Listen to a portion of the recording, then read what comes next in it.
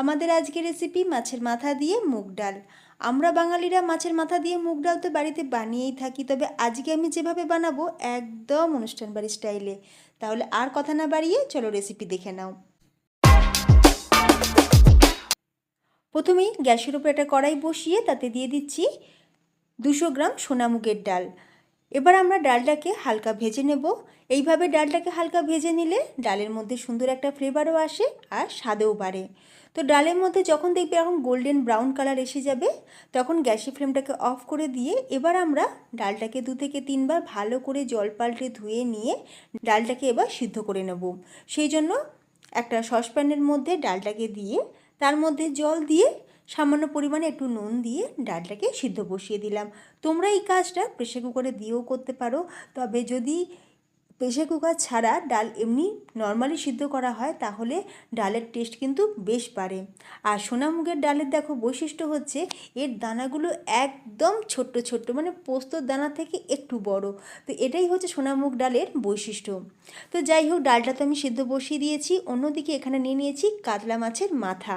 কাতলা মাছ একটা বড় সাইজের ছিল, তো তার মাথাটা রেখে দিয়েছিলাম এই মুগের ডাল বানাবো বলে। মাছের মাথার মধ্যে নুন আর হলুদটা খুব ভালো করে মাখিয়ে নেব।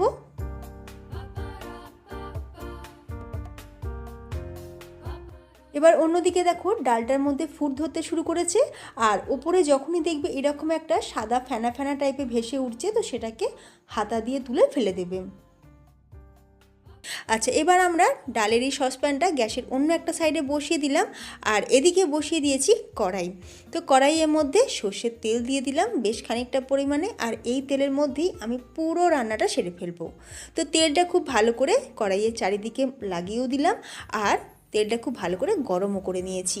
এরপর আমরা মাছের মাথা দুটো দিয়ে খুব ভালো করে ভেজে নেব। আচ্ছা, এখানে আমি বলে রাখি, আমি কিন্তু এখানে মাছের মাথার মধ্যে কানকোর জায়গাটা নিইনি, কারণ আমার সত্যি কথা বলতে গেলে কি কানকোর জায়গাটা পরিষ্কার করে ধুতেও ইচ্ছা করে না আর খেতেও ইচ্ছা করে না। তোমরা চাইলে অবশ্যই কানকোটা ব্যবহার করতে পারো। চাপা দিয়ে দিলাম, না হলে হয়তো ছিটকেও আসতে পারে। আর মাছ ভাজার সময় হালকা একটু ঢাকনা চাপা দিয়ে মাছটা ভাজলে দেখবে ছিটকেও আসবে না, তবে চাপাটা কিন্তু পুরোপুরি দিলে হবে না। আমার মা বলে একটু খালি রেখে বা একটু ফাঁক রেখে চাপাটা দিতে, সেক্ষেত্রে মাছ ভাজার তেল ঢাকনার মধ্যে অনেক কম ছিটকায়। আচ্ছা, এবার আমরা মুড়োটাকে উল্টে পাল্টে একটু লাল লাল করে ভেজে নেব। তো মুড়ো দুটো ভাজা হয়ে গেছে, এবার তুলে নিচ্ছি। মাছের মাথাটা ভাজা হয়ে গেছে, এবার আমরা একটা মশলা রেডি করে নিচ্ছি। সেই জন্য একটা বাটির মধ্যে নিয়ে নিলাম 1 চা চামচ জিরের গুঁড়ো, 1 চা চামচ কাশ্মীরি লঙ্কার গুঁড়ো, 1 চা চামচ হলুদ গুঁড়ো, আর দিয়ে দেবো 1 টেবিল চামচ আদা বাটা। এবার অল্প সামান্য জল দিয়ে মশলাটা একটু গুলে রেখে দেবো।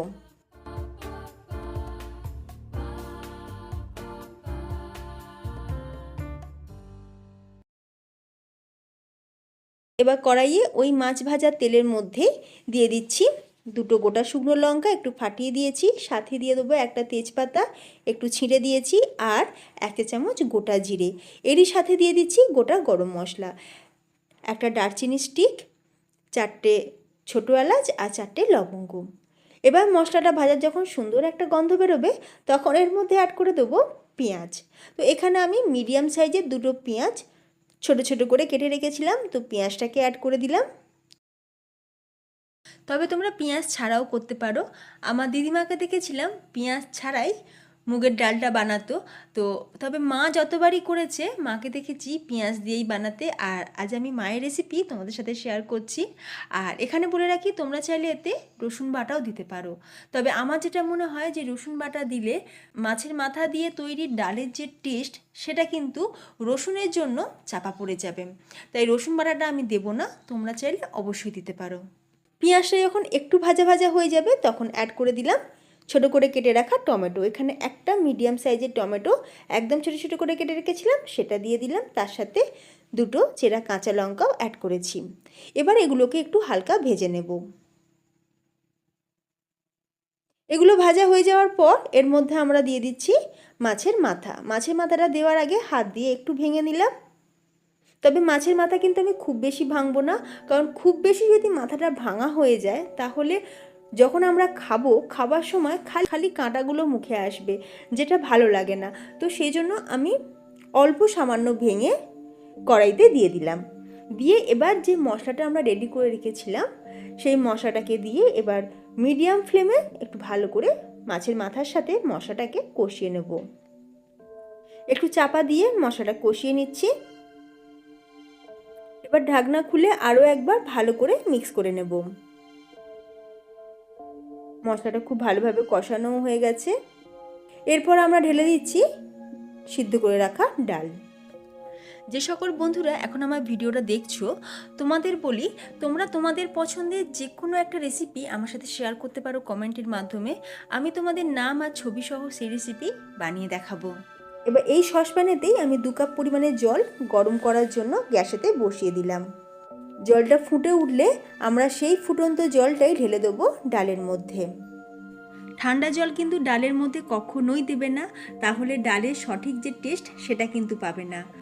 এটা একটা দারুণ টিপস, আশা করব তোমাদের খুবই কাজে লাগবে। ডালটাকে একবার ভালো করে মিক্স করে নিলাম। এবার আমরা ফুটন্ত গরম জলটা ডালের মধ্যে দিয়ে দেব। যেহেতু মাছের মাথা দেওয়া মুগ ডাল, আর এই ডাল কিন্তু খুব বেশি পাতলা হয় না, তো একটু ঘনই রাখবো, তো খুব বেশি জলও দেব না। বড় কাপের 2 কাপ পরিমাণে জল দিয়েছি। দিয়ে খুব ভালো করে একবার মিশিয়ে নেওয়ার পর এর মধ্যে দিয়ে দেবো স্বাদ অনুযায়ী নুন আর চিনি। চিনিটা কিন্তু দিতেই লাগবে, আর এমনিতেও মাছের মাথা দিয়ে মুগ ডালে চিনি দিতেই হয়, তো তোমরা চিনিটা কিন্তু অবশ্যই দেবে, তাহলে দেখবে স্বাদে বাড়বে। চিনি আর নুনটা দিয়ে খুব ভালো করে মিশিয়ে নিয়ে আবারও আমি এটাকে চাপা দিয়ে ফুটিয়ে নেব। এবার 5 মিনিট পর ঢাকনা খুলে এর মধ্যে আমি দিয়ে দিচ্ছি 1/4 টিস্পুন গরম মশলা গুঁড়ো, আর দিয়ে দেবো 1 চা চামচ ঘি। একবার ভালো করে মিশিয়ে নিয়ে এবার গ্যাসের ফ্লেমকে অফ করে দিয়ে চাপা দিয়ে রেখে দেবো। তো তৈরি আমাদের অনুষ্ঠান বাড়ির মতন মাছের মাথা দেওয়া মুগের ডাল।